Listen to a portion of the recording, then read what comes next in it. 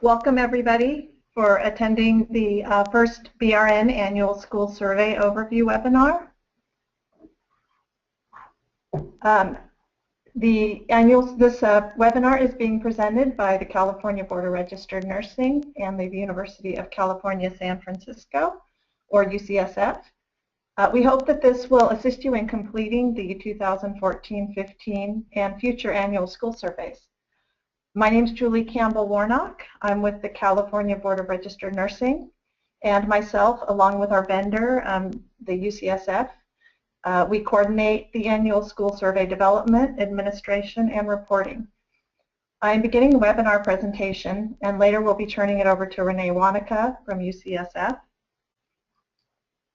In addition, Leila Chu with UCSF is facilitating and assisting us with the logistics of this webinar. And Dennis Keene from UCSF is also in attendance. For the questions and answers, if you have questions or comments you would like to ask during or at the end of the webinar, please type them into the question field. We'll answer the questions at the end of the webinar presentation. If we don't have a chance to get to all of your questions, we'll try to follow up with the individual asking the question, or we'll send out some FAQs or the question if it is a broad question that everyone would benefit from the additional information. First, a little bit of history about the annual school survey. We have been conducting the annual school survey for over 25 years. It began with collecting basic information regarding student enrollment, completions, and demographics, as well as some limited program and faculty information. In the early 2000s, nursing programs began receiving more and more surveys from a variety of stakeholders, and an idea for one consolidated survey began to emerge.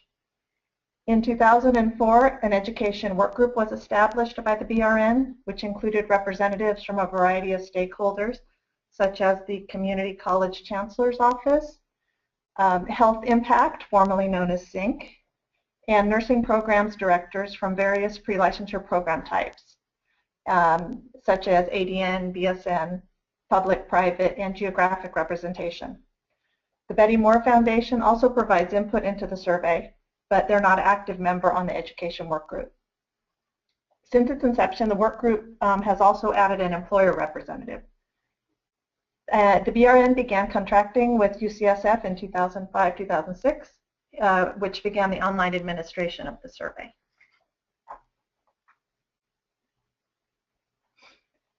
Many of the original questions related to basic student, faculty, and program information are still included on the survey. In addition, questions are added, edited, and/or deleted depending upon the needs of the organizations and current issues that would benefit from having data available. While many questions are the foundation of the survey and allow for trending of the data over many years, the survey is also a fluid document which allows data to be collected for current issues, legislation, or funding purposes. Feedback on questions and possible data to collect is received from a variety of sources. Feedback from responders, nursing programs, nursing stakeholders, other governmental agencies, etc. Ideas are brought to the education work group, who meet face-to-face annually to review previous year's survey data and feedback and discuss the recommendations for questions to be added, deleted, or edited for the next year's survey. The work group performs much of its work conducting reviews, providing feedback by email between the meeting dates. The work group provides its recommendations to the BRN and the UCSF staff. And after the survey is drafted, a small sample of program directors, often new directors, are asked to beta test the survey and provide feedback on the functionality and navigation of the survey. Feedback on the content, wording of the questions is also sometimes received, and then the survey is finalized.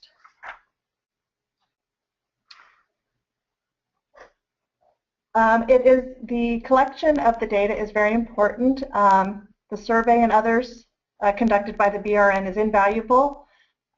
Many facets of the public, both within California and nationally, use this data. These groups include employers, state and federal agencies, law and policy makers, nursing agencies and stakeholders, educators, students, researchers, and the general public. In many cases, this is the only source of the data in such a comprehensive format and related to RN students in California. The survey provides evidence-based data for sound workforce and fiscal planning based on trend analysis.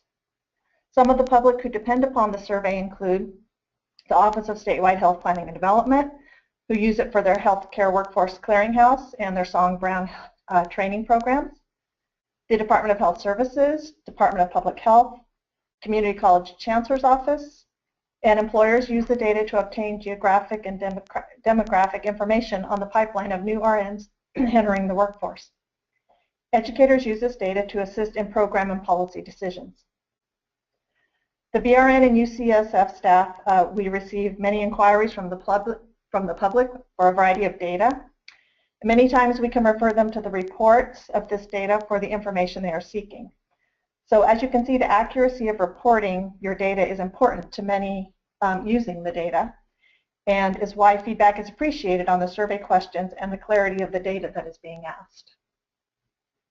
The work group is always striving to improve the quality of the survey questions.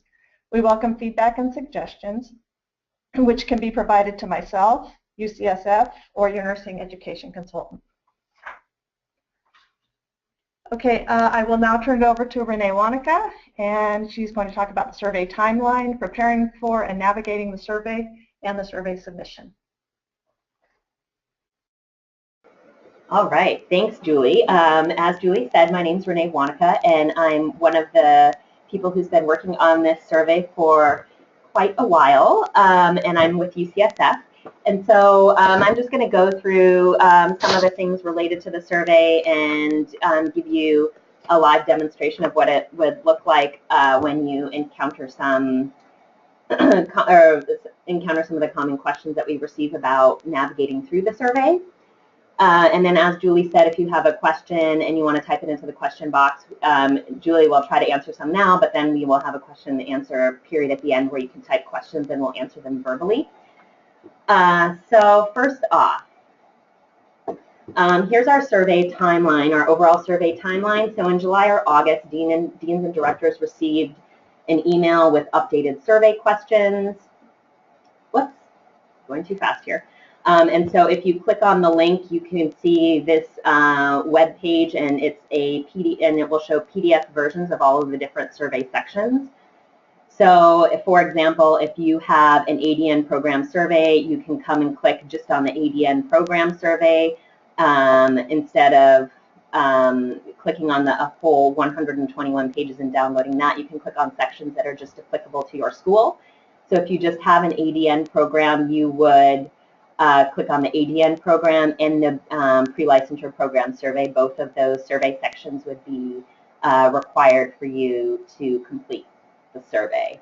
And then we also make changes to the survey every year. And so here is a sample from the pre-licensure program survey where you can see question 29, nothing changed from the previous year, but question 30, this is a different question or it's a new question.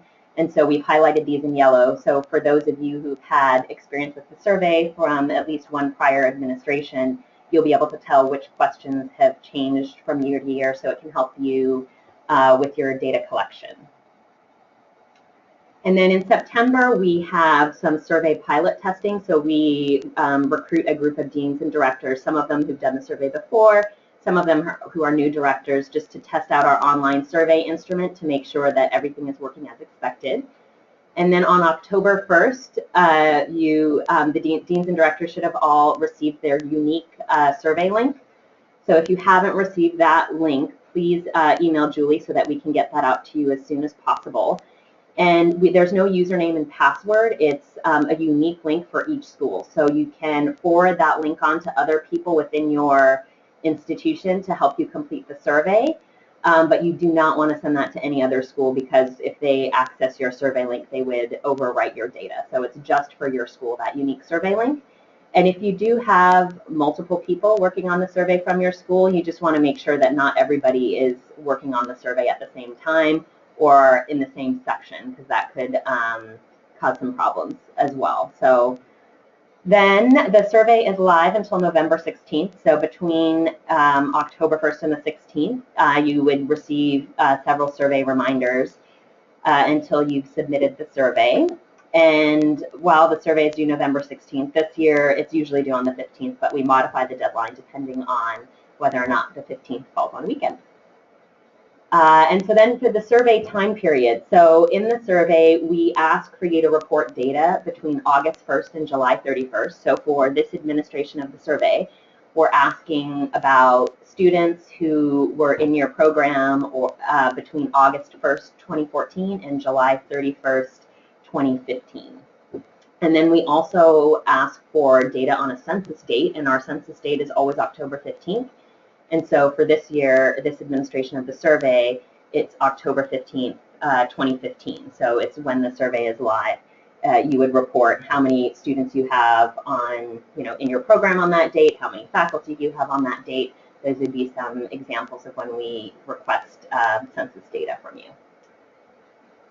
And then, as I've said this before, but I can probably never say it enough, you get an email with your school's unique survey link, so no username and password, and so you want to make sure that that link stays with you and isn't sent to other schools.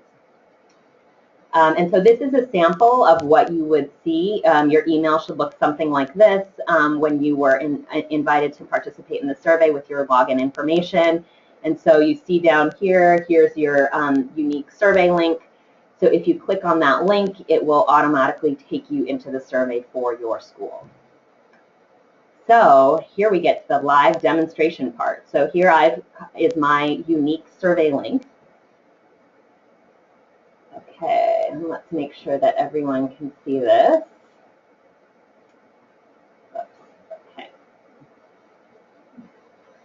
Make it a little bit bigger here.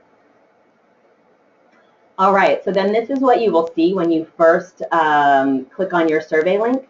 This is an information sheet. Since the BRN is working with UCSF for this work, and we're a research institution, it's required that we have all participants in research review something like this so that it protects their personal interests and participation.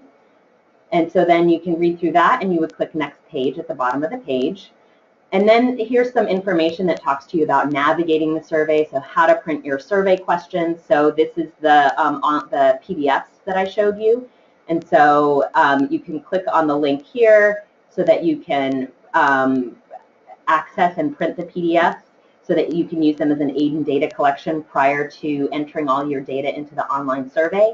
And we'd actually recommend that people collect as much data as they can before going into the survey. And you'll see in a minute, I'll walk you through some of the different data validations that are required when entering the survey.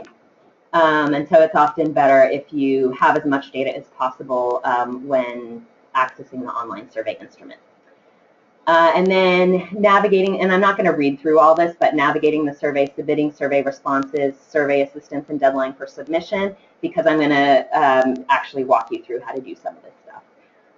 But what I'm going to show you now is up here there are two links. One is for definitions, so you can click on that, and it'll, if you have a question about how something is defined in the survey, you can look at this list of definitions, and it'll give you an idea of what we're talking about. If this doesn't answer your question, feel free to email Julie, and we can help you figure out how to answer the question or define something for you. And it opens it up in a new tab, so then you can just X out of that tab. And then if you need technical support, there's also another link up here where you can click on technical support. And then here are some common questions, and then there is Julie's contact information in here if you need to get in touch with her. So you can read through that if you need to and you encounter any problem while you're completing the survey. So after you have read over this navigating the survey page, you can click next page. And then here is the first page that requires you to enter data.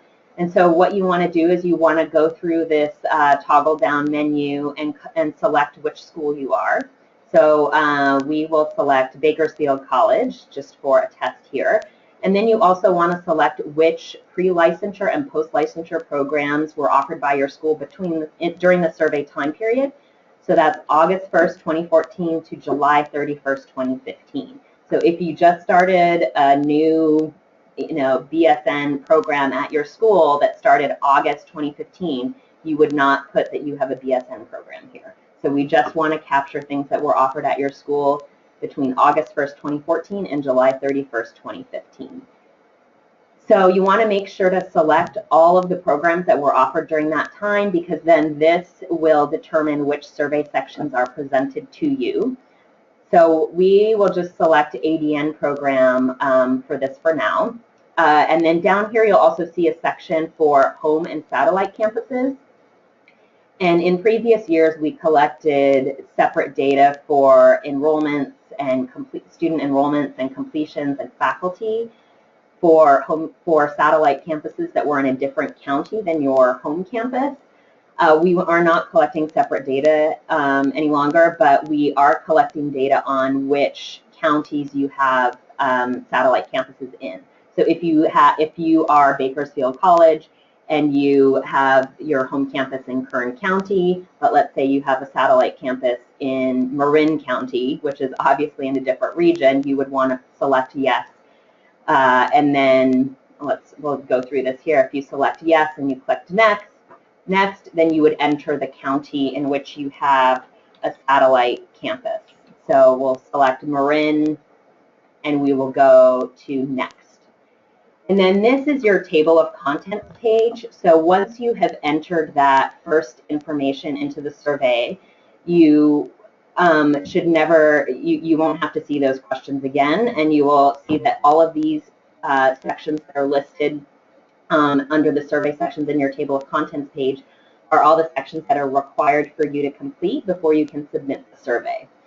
So let's say that you've had enough of the survey today and you're have read and done more than you can do, and so you want to leave the survey. So you can just click out of the survey and you can click on it again on your unique survey link, and then you will see that it takes you back right to where you were before.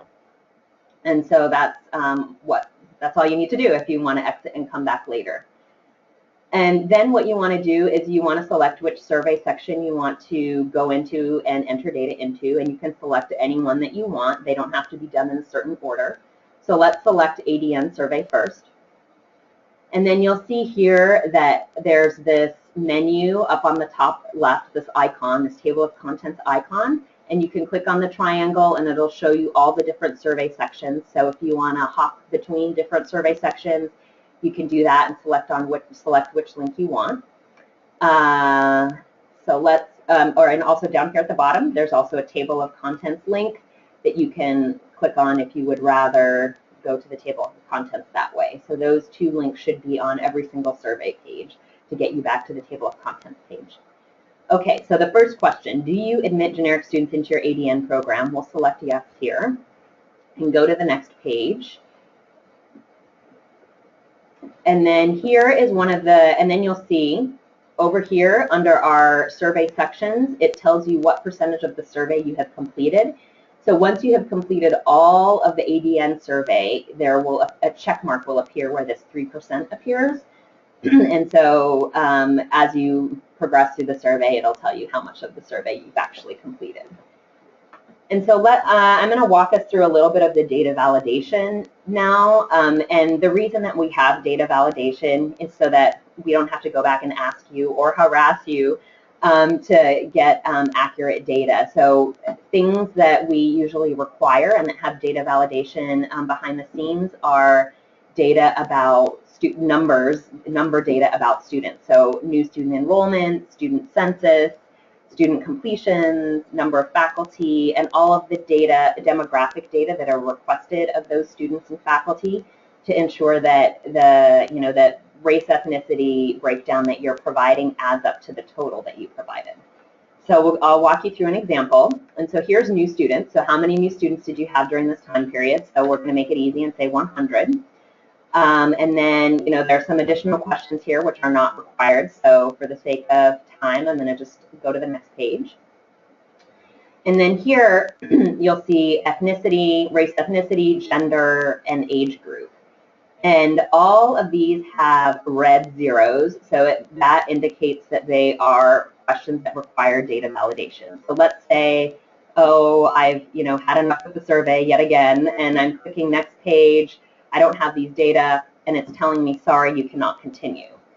Because I put 100 students as the total new student enrollment, I need to have each of these subcategories of demographics, so ethnicity, gender, and age all add up to 100 each before it will let me continue.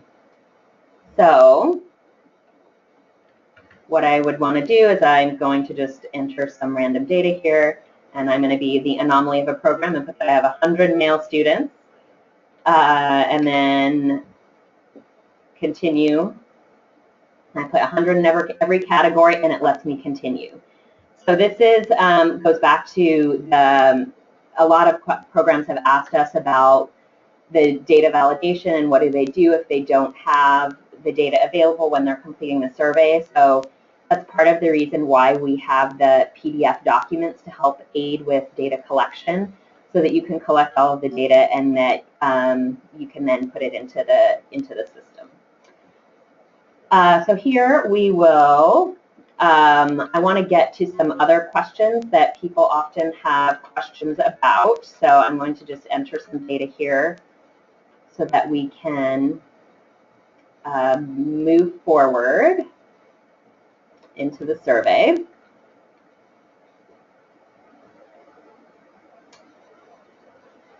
And I want to get to, okay, so here's census data. So this is another one where we require the data validation. So I'm going to use the same number just for an example here. And go to the next page so that it will let me continue. Students with disabilities. And you can see here under the table of contents how the percentage is going up for how much of the survey I have completed. Okay. Okay, and this is program completion and retention. So once again, this is another one where the data validation applies. So the total number of students who completed your program during the survey time period, so between August 1st, 2014 and July 31st, 2015. So if I say 100 students, let me say 10 students participated in the collaborative model for nursing education. Go to the next page. And then here again, we will want all of these race, ethnicity, gender, and age to add up to 100. So we'll put that in. And the goal here is that I want to get to some of the attrition and retention questions, since we have questions about those. Oh, whoops, sorry. Okay, this is my test question here, so it's or my test version of the survey, so that I don't mess anything up for the real survey, since it's live. Okay, I think we're almost there. Okay, here's another one that is required. So here we are. Okay, attrition and retention. So this is the question that we use to determine attrition and retention for your program. So you want to put in here the number of students who were scheduled on admission to complete the program. And so we want to know how many of them were scheduled to complete between the survey time period, so between August 1st, 2014 and July 31st, 2015. So and you would want to combine all cohorts here. So an example would be if you have a cohort that if you enroll 2 times per year, so you have one cohort that starts in August and you have another cohort that starts in January, and your expectation when they enroll in the program is that they will complete the program in December of 2014, and then another cohort will complete at the end of June 2015. Both of those cohorts of students would be included in those scheduled on admission to complete the program. So let's say that we have 100, so we can keep the math easy here. And then we want to say how many of them completed the program on schedule. So let's say 80, and this is another one where the data validation applies. So all of those responses that you put in 23A must add up to 100. So that we have all of the students who were scheduled on admission to complete the program during this time accounted for. So then we have those who withdrew from the program, we can say 5. Those who were dismissed from the program, that was so the choice of the school rather than the choice of the person enrolled in the program. Those still enrolled in the program. And then for those completed during the survey time period but behind schedule, an example of that would be for a student who you would expect to graduate December 2014 but is delayed a semester and then graduates with a different cohort in June 2015, we would count those students here. So I'll add 5 there so that my total adds up to 100. So the total for 23A matches the total for 23, and it will let me continue. So there we go. Okay, let me make sure here. All right, and so that's basically an overview of how the survey works. And if I click on Table of Contents page again, I see here how much of the survey I have of which section I have completed, and then I can go back in and complete when I want. Okay, so now I'm gonna, let's see, get out of here and go back to our PowerPoint. All right, and so deadline for submitting the survey this year is November 16th at 11 p.m. And as Julie talked about before, it's really important for us to get the data on time because we have a tight turnaround in terms of being able to clean and analyze and report out the data to the board so that we can get it out to the public in the spring. And so you will receive lots of reminders, as I've said, and then also when you submit the survey, you'll receive an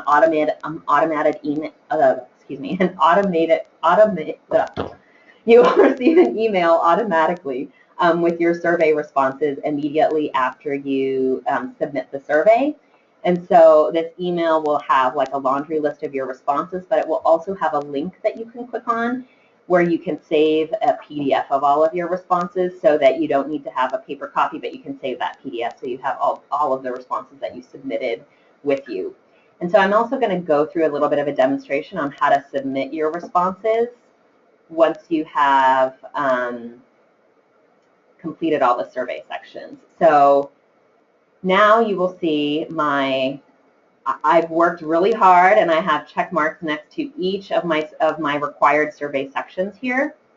And so once I have done that and I've reviewed all of my data as much as I've wanted to. So another thing that you could do is if you're having someone help you complete the online survey and you're having a support person do that and you as the dean and director want to go through and check everything before you actually submit it, you can get to this stage where there's a check mark by every section, and then you can actually go back in and see what's been submitted for that section. So there's actually no data in here because this is a test, but for yours, there should be data in here for every section. So then you can go through and look at all of the responses, and then once you've looked at all of the responses and you're happy with all of the data that are included, you would go to Table of Contents, and then you would select, you click on Submit Survey Responses.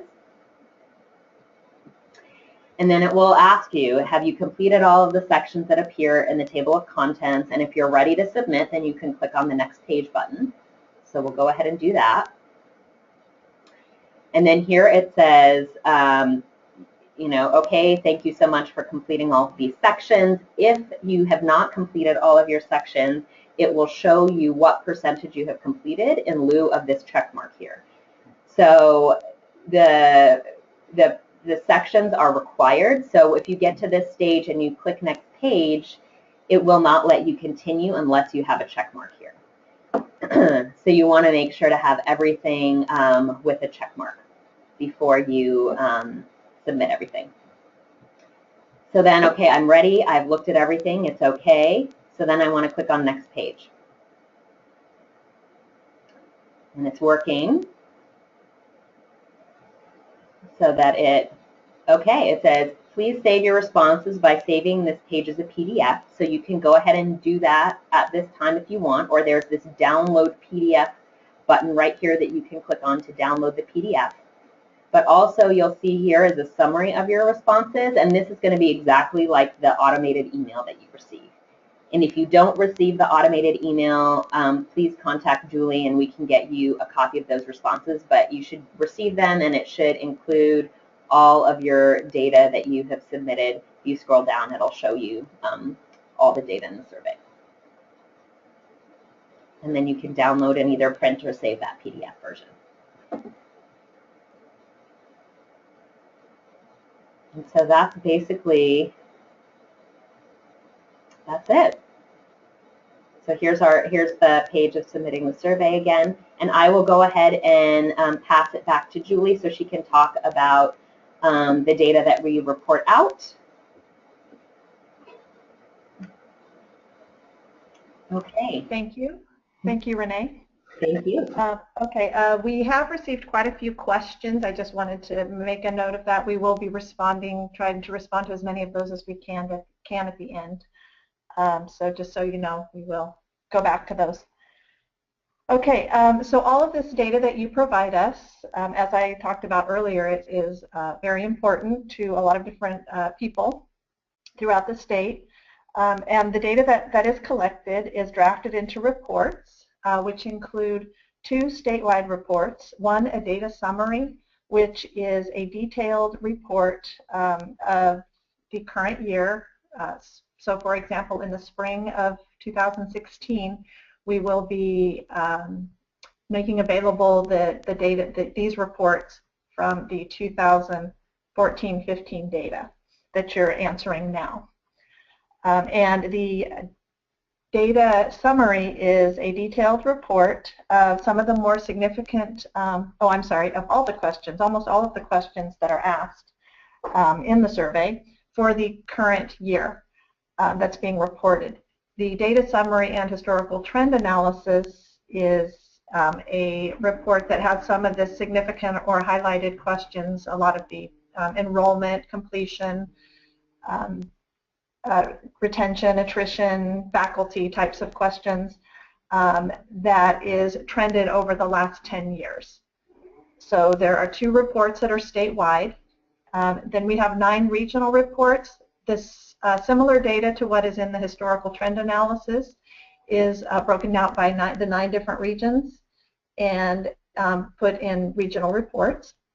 We have a post-licensure report that along with, I think Renae mentioned, along with the pre-licensure different parts of the survey, you can also select if your program has post-licensure programs and provide its information on those programs.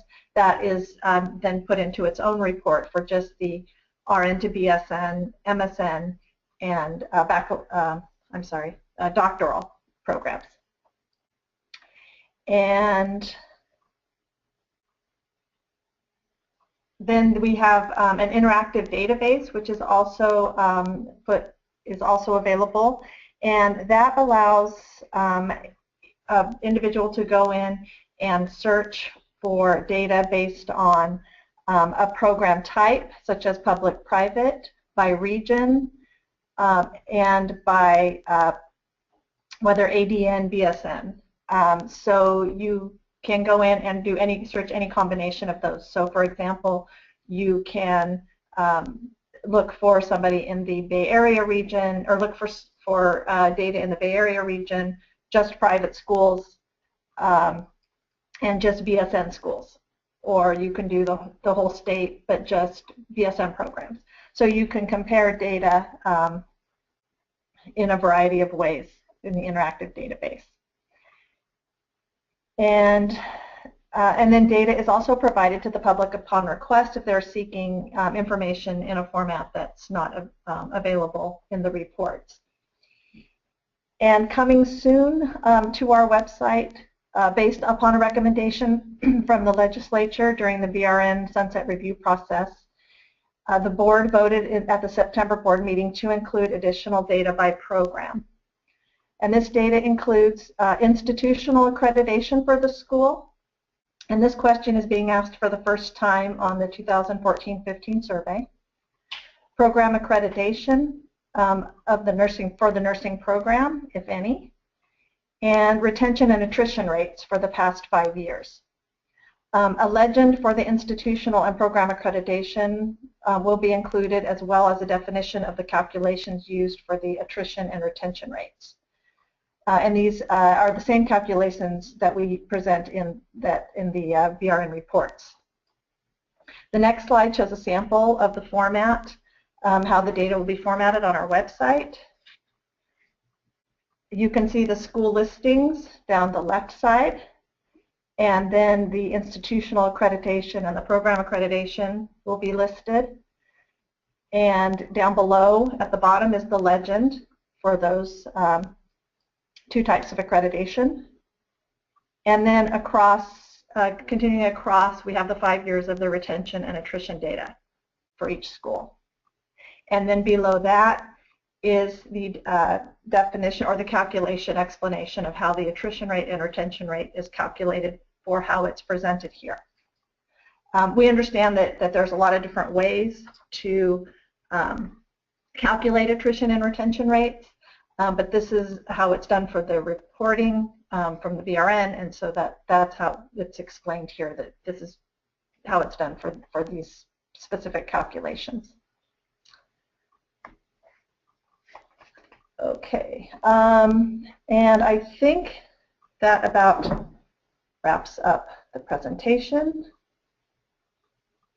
And like I said, I have a list of questions here that I was able to start sifting through, but I think more have come in, so let me begin with the ones that I already have.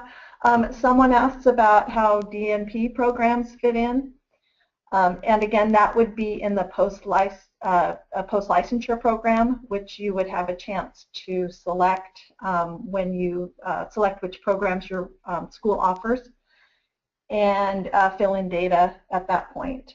You'd be given that section then to complete. Sometimes we have questions. I've had questions from programs about LVNs. If you, as Renae showed in the example, if you choose that you have a generic ADN program, you will get questions within that portion of the survey about LVNs. If you have an LVN only program, that is an ADN program that only accepts LVNs, there is a separate box for that, and you would just answer that portion. But most of the ADN programs would be filling that out in the generic section of the survey.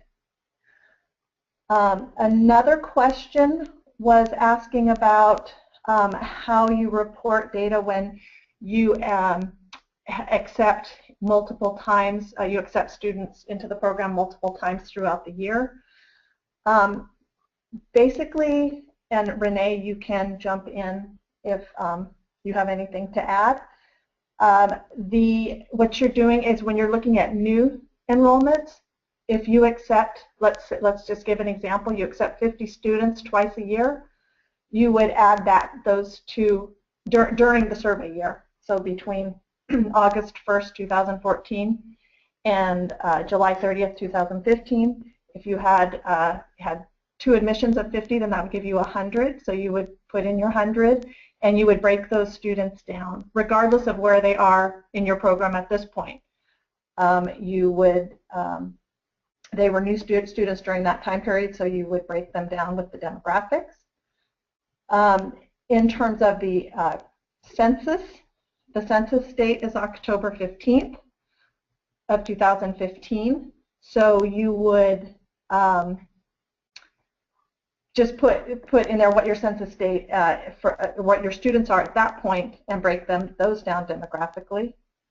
And in terms of, and then student completions, you would again go back to the survey time period of August 1st to July 30th, and all of the students who completed during that time, as the question asks, that some of the questions ask how many total students completed, and then another one asks how many completed that were scheduled to complete during that time period. So you would take those completions. Let's say you had 40.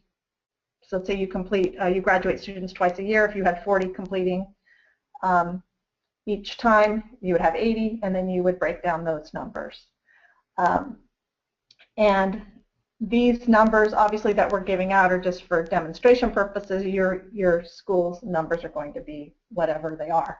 Might be completely different. And in terms of the student enrollments and completions, it doesn't matter the student type, that is transfer, LVN, unless some of the questions ask you to break those out, how many were in each of those categories. But if you had, let's say, 50 new students plus 2 transfer students come into your program in the fall of that survey year, then that would be 52 students. So I hope that answers that question.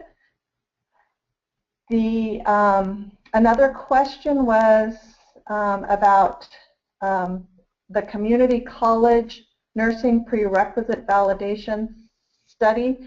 I believe that this must be one of the answer choices to one of the questions. And I am going to have to get back to the person who asked that question, or if it is maybe I'll just outline what the question was and provide the answer to everybody, because I'm not sure on that.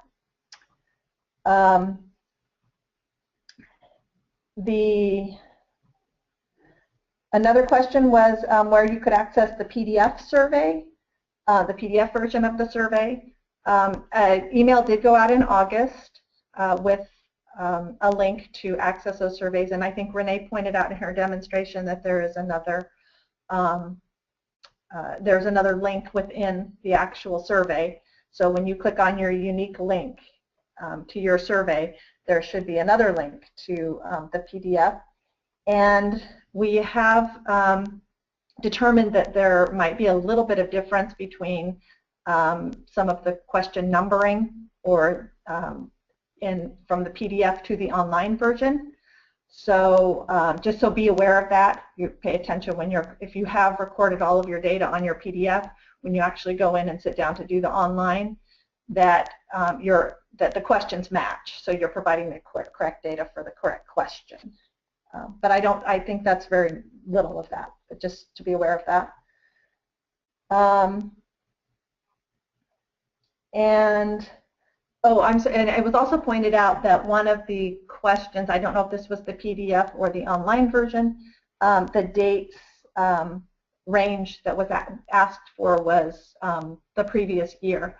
So that might be an error where we just overlooked updating that particular date range. All of the data should be from August 1st, 2014 to July 30th, 2015. So if you see a different date, or the census date of October 15th. So if you see a different date, then please either you can email me just to double check, but there are a few questions that do ask for your future intentions or your future projections, but for the current year it should be the August 1st, 2014 to July 30th, 2015. Okay, and if you will be patient with me, let me look and see what other questions we have gotten.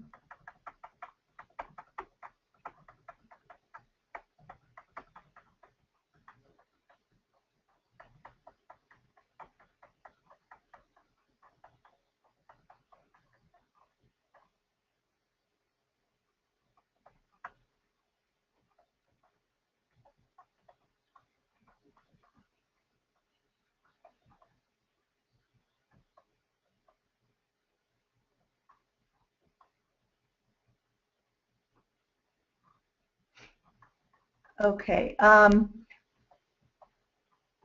Renae, I believe you might be able to answer this question. It asks, that in one of the questions we say do not include transfer students. This program says that they have a fully transfer program. Where do they log their retention for these students? Okay, we should probably talk to them offline about the answer to that, since it sounds like it's a program-specific question. Okay. I want to make sure I understand the intricacies of what's going on there. So we'll follow up. Okay. Okay, I have another program-specific question that we can address with that school. Okay, there is a question, and I can make this a kind of a general question about the disability questions. We did last year add some questions based on the request of another state agency in terms of the information that you may or may know about the students in your program who have requested special accommodations due to a disability. If you know that information, or you have access to that, or you can provide those questions to your disability students, or your office that handles disabled students, and they can provide that data. Basically, it's just asking for numbers. That would be helpful. If you do not have access to that data, or they will not provide it, then obviously then it's not available. So you cannot, you would just have to leave that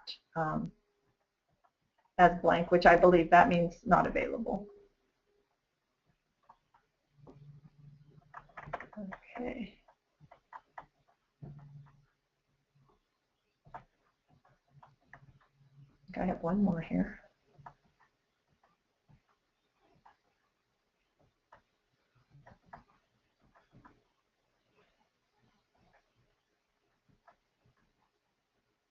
Okay, someone is asking about when reporting the number of students that had completed during the survey year, if they were delayed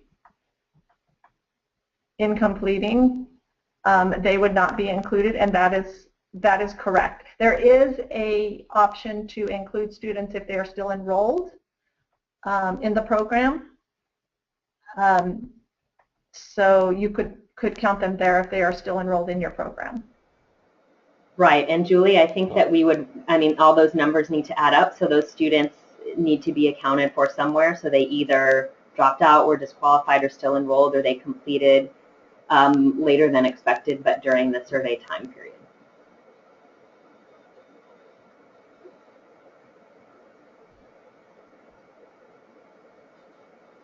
Okay, and then we did have a new question this year where we asked for the average student debt load. If you don't have that information, again, obviously you cannot complete that. If there is a way where it will probably be a continuing question, so if there's a way where you can start collecting that data, that would be helpful for future survey years.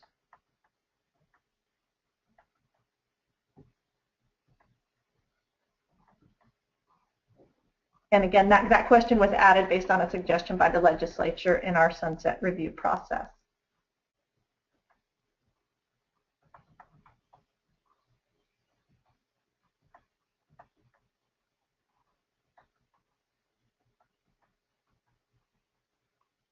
Okay.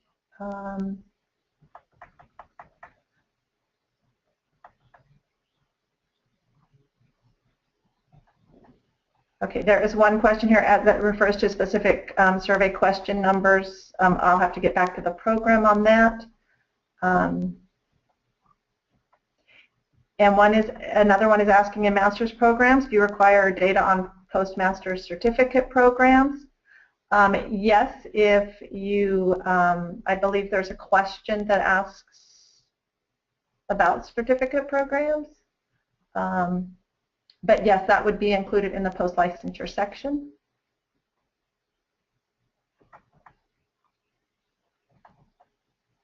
The interactive database, all of the reports that I mentioned, as well as the interactive database, is available on the board's website. If you go to the home page, you can access it under schools and then annual reports, and it will bring you to the listing, and you can choose what you want to look at. The interactive database is on there as well as a thing that says read me, and what that is if you try to load the database, or if you want to look at that first and make sure that the settings on your computer are appropriate to be able to look at the database. But if you try to view the database and you're having trouble, it might be that you might need to change a setting on your computer for your macros. So all of that is accessed on the board's website. And then the calculations for attrition and retention, they are not, as Renee, I think, discussed in her presentation, the data that you provide, that data is used to do those calculations, and those are, again, in the reports that we provide in a total data, statewide or regional, and as was mentioned, that will be available soon on the board's website, program by program.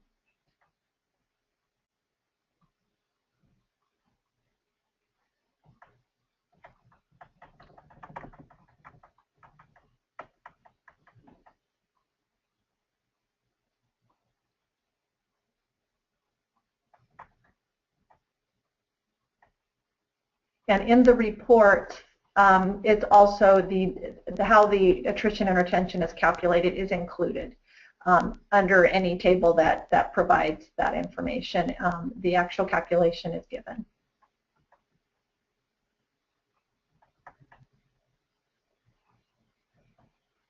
Okay. Someone has asked, what is a generic ADM program? A generic ADM program is a program where students are accepted that obviously meet whatever requirements your school has, but they are not necessarily a transfer or a LVN student.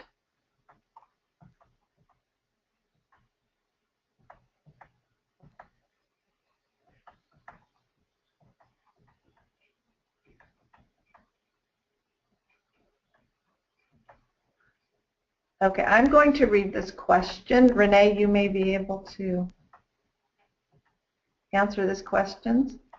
Well, actually, this is a program-specific question. It's about a BSN program who has ADN completion option. So maybe we'll get back to that school specifically. Question on how to enter their data. A school says that they have students completing in mid-August. Should you consider those complete by July 31st? No, those would go into the next survey year. It should only be students who have completed by July 31st of the year.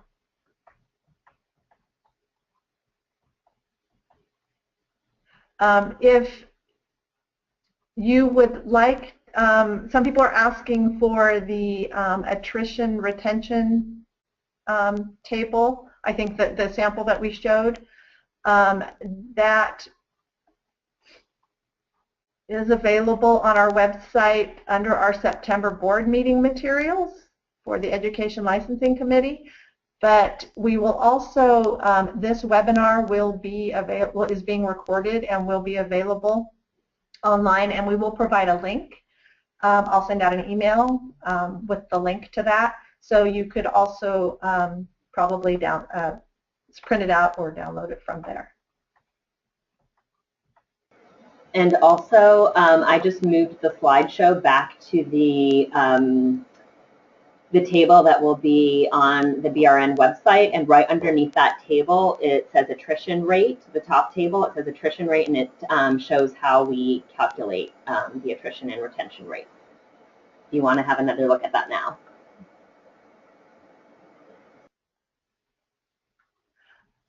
And then there's a question, if you count students that are on leave, such as a medical leave. Renee, do you have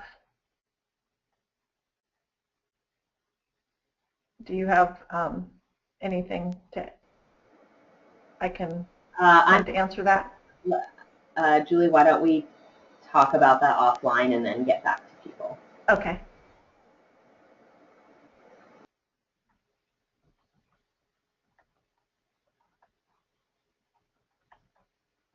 Okay, I see another program specific. You guys have a lot of questions. That's good.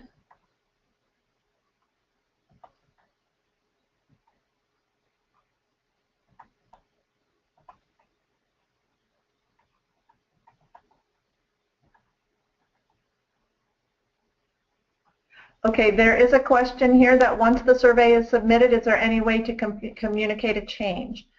Yes, you can email me that you have found a change in your data, but you've already submitted your survey, and we can have you send you a way to correct that.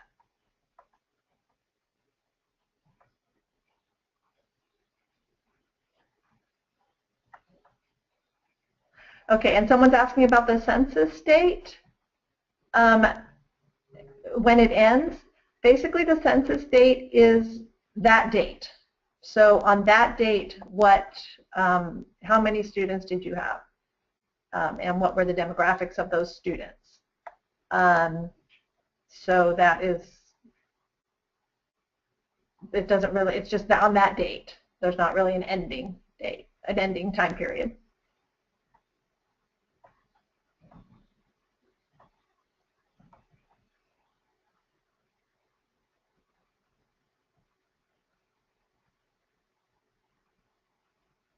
Okay.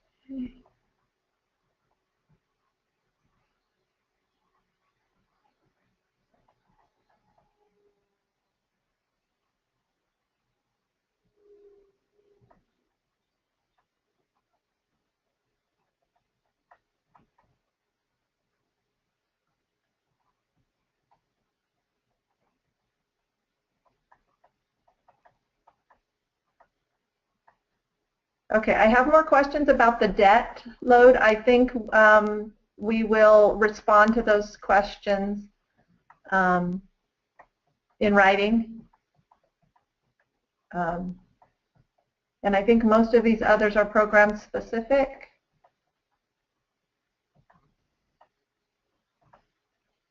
Okay. And there's a question, if you can access your school's past reports. The best way to do that would be to go through your NEC if you would like that, and we can get that to you.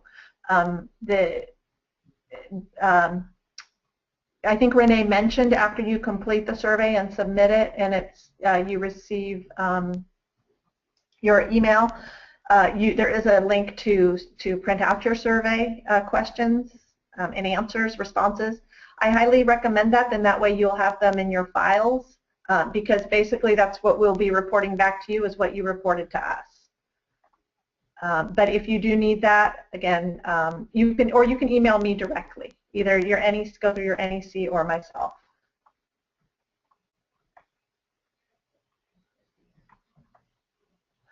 Okay, I think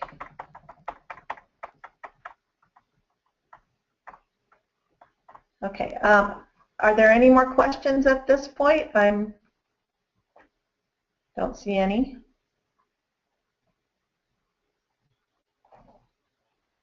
Okay.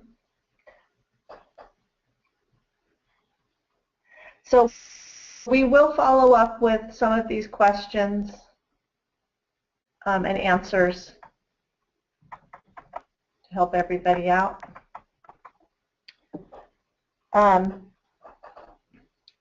Now, some of you may have noticed that on the survey information, those of you that have been doing this survey for a while know that Renae Waneka has been around working on this for a while. Unfortunately, she's no longer included as a contact because she's recently received a promotion, which is very good for her at UCSF, and we congratulate her and wish her well. But unfortunately for us, she's no longer going to be working on the annual school survey.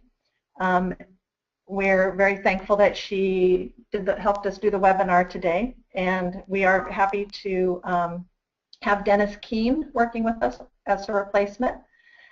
So thank you, Renae, for all your work on the program over the years and doing the webinar today. And also thank you, Leela, for helping us with the webinar. Thanks to all of you for attending today. Presented on the slide here is information, my email. Please feel free to contact me with any questions regarding the annual school survey. And as I mentioned, the webinar has been recorded and will be available for future viewing. We'll send out a link that you can use to access the webinar. And we hope it was helpful. And please feel free to forward the link that we send for the webinar to any of your staff now or in the future who would benefit, who work on the survey and would benefit from seeing the information. Thank you again. And for those of you, one more thing before I sign off. Oh. The many of the emails that have been sending out have been coming from the webmaster, the webmaster BRN. So if you are looking for an email regarding some of this and you're looking for my name, it may have come under the webmaster BRN. So if you cannot locate that, you might want to look in your spam folder to make sure your computer has not put it in your spam or junk folder. And Renae, did you have anything else to add? Yeah, I just wanted to say for those people who asked questions and we haven't responded here that we'll get back to them by email after. Okay. All right. Thank you, everybody, and have a wonderful day. Thank you.